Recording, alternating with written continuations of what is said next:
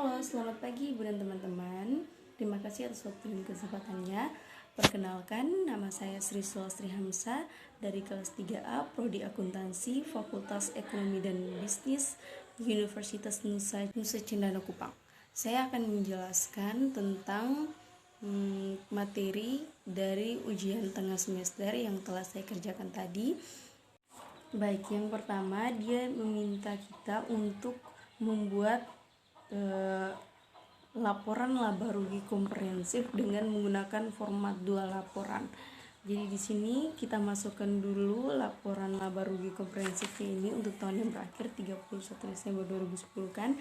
Kita masukkan pendapatan penjualannya sebesar 1.200.000 US dollar sesuai dengan soal.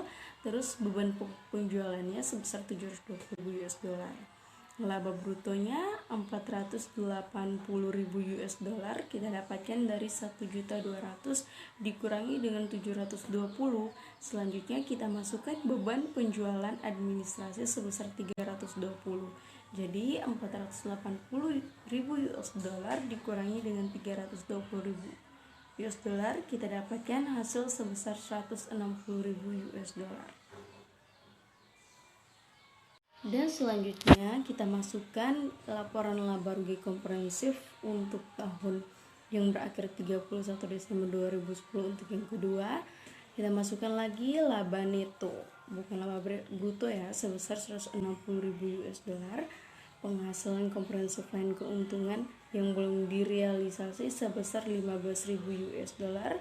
Dan laporan laba rugi komprehensifnya 175.000 US dollar, di mana 175.000 US dollar didapatkan dari hasil laba neto yang sebesar 160.000 tadi ditambah dengan 15.000, yaitu keuntungan yang belum direalisasi akibat pemikiran setelah dikurangi pajak, sehingga didapatkan hasil sebesar 175.000 US dollar.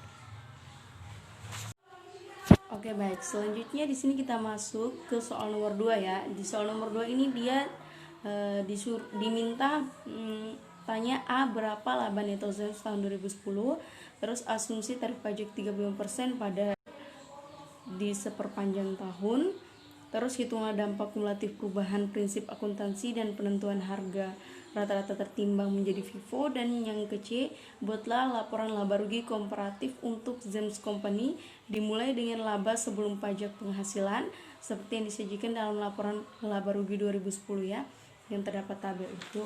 Baik, kita lihat jawabannya yang ke A. Di sini kita masukkan laba neto tahun 2010 dulu, yaitu 410.000 dikali dengan 357, maka sama dengan 143.500. Jadi laba netonya itu kita masukkan 410.000 dikurangi dengan hasil tadi 143.500. Baik, jadi tadi 410.000 dikurangi dengan 143.500, maka kita dapatkan hasil sebesar 266.500. Terus kita masuk ke B, kita buat tabel. Di situ ada tahun, ada rata-rata tertimbang, ada FIFO, terus ada kelebihan FIFO atas rata-rata tertimbang. Kita masukkan tahun 2008, 2009, 2010 serta total. Lalu kita masukkan rata-rata tertimbang sebesar 370.000, 390.000 dan 410.000 sesuai dengan urutan tahunnya ya. Lalu kita masukkan FIFO pada tahun 2008, kita masukkan 395.000. Lalu tahun 2009 kita masukkan 420.000 dan tahun 2010 kita masukkan 460.000. Nah, di sini kita dapatkan kelebihan FIFO atas rata-rata tertimbangnya dari tahun 2008. Baik, dari tahun 2008-nya kita dapatkan 25.000 US dollar. Didapatkan dari mana? Dari 395.000 US dollar dikurangi dengan 370.000 US dollar. Selanjutnya tahun 2009 kita dapatkan 30.000 US dollar dari kelebihan FIFO atas rata-rata tertimbang, sama seperti sebelumnya, yaitu dapatkan dari FIFO 420.000 dikurangi dengan rata-rata tertimbang tahun 2009 sebesar 390.000, maka didapatkan hasil 30.000. Lalu kita sambung ke tahun 2010 sebesar 50.000, didapat dari mana? Yaitu dari 460.000 dikurangi dengan 410, maka kita dapatkan hasil sebesar 50.000. Lalu dari kelebihan FIFO atas rata-rata tertimbangnya kita jumlahkan semua dari 25.000, 30.000 dan 50.000, maka kita dapatkan hasil sebesar 105.000 US dollar. Baik, selanjutnya kita masuk di bagian C. Di sini dia menyuruh kita untuk buat laporan pajak sebelum penghasilan ya, seperti yang disediakan dalam laporan laba rugi tersebut. Kita masukkan tabel, ada laba sebelum pajak penghasilan dan laba neto. Lalu kita masukkan tabel tahun 2010, 2009 dan 2008 ya. Jadi tahun 2010 kita masukkan laba sebelum pajak penghasilan sebesar 460.000, 2009-nya 920.000, 2008-nya 395.000. Lalu pajak penghasilannya pada tahun 2010 kita masukkan sebesar 161.000, 2009-nya 147.000 dan tahun 2008-nya 138.250. Lalu kita dapatkan hasil laba neto, yaitu hasil dikurangi gitu. Jadi tahun 2010 kita dapatkan laba neto sebesar 299.238.250. Lalu kita dapatkan hasil laba neto, yaitu hasil dikurangi gitu. Jadi tahun 2010 kita dapatkan laba neto sebesar 299.000 dan tahun 2009-nya kita dapatkan laba neto sebesar 273.000, yaitu hasil dari 920 dikurangi dengan 147.000. Lalu tahun 2008-nya kita dapatkan hasil sebesar 256.750. Baik, kita masuk ke nomor 3. Di sini disuruh tanya berapakah nilai masa depan dari 20 kali pembayaran berkala masing-masing sebesar 5.000 US dollar yang dilakukan pada awal setiap periode dan dimajemukkan dengan suku bunga sebesar 8%.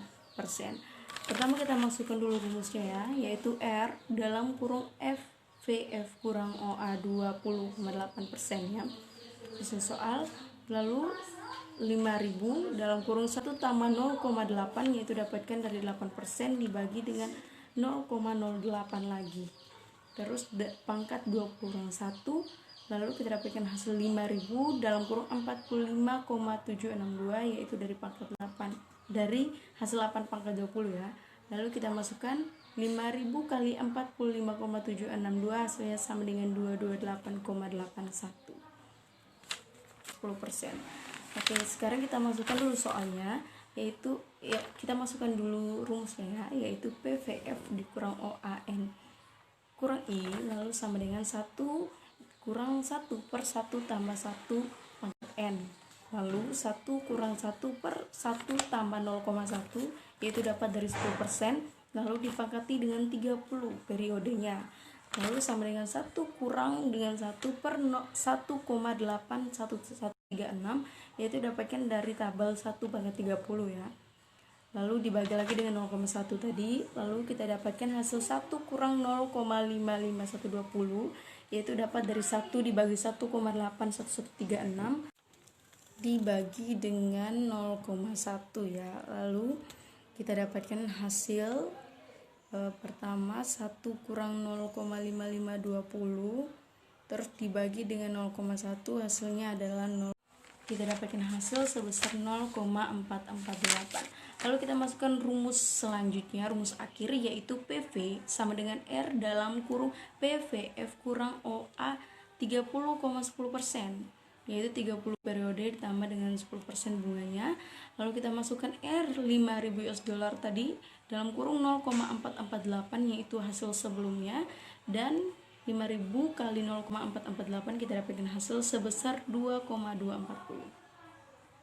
Selanjutnya nomor terakhir 3C. Di sini disuruh berapakah nilai masa depan dari 15 penyetoran masing-masing sebesar 2.000 US dollar yang dilakukan pada awal setiap periode dan dimajemukkan dengan suku bunga 10%.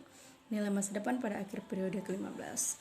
Oke, pertama kita masukkan rumus seperti biasa yaitu R dalam kurung FVF kurang OA 15,10%, yaitu 15 periode ditambah dengan 10% ya suku bunganya. Lalu kita masukkan sebesar 2.000 US dollar dalam kurung 1 tambah 0,10 dikarenakan 10 bagi 100 ya.